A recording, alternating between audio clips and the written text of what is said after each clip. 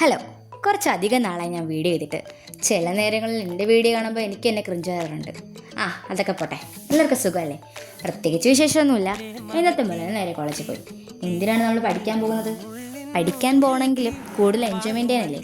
പക്ഷേ എന്നാൽ ഈ എൻജോയ്മെൻറ്റ് ഈ ഡിഗ്രി പഠനത്തിനില്ല എന്ന് സത്യം നിങ്ങൾ മനസ്സിലാക്കണം. ഇന്ന് വലിയ പ്രത്യേകതയൊന്നും ഇല്ലായിരുന്നു.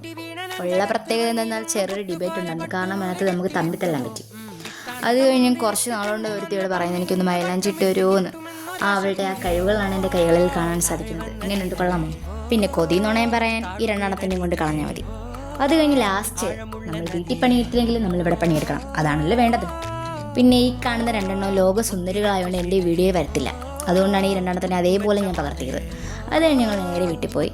ഒന്ന് ഉറങ്ങി എണീച്ച് ചുമ്മാ ഒന്ന് ആകാശത്തോട്ട് നോക്കിയപ്പോൾ നല്ല കാഴ്ചയുണ്ട്. അത് നിങ്ങൾക്കൂടെ കാണിച്ചു തരാം.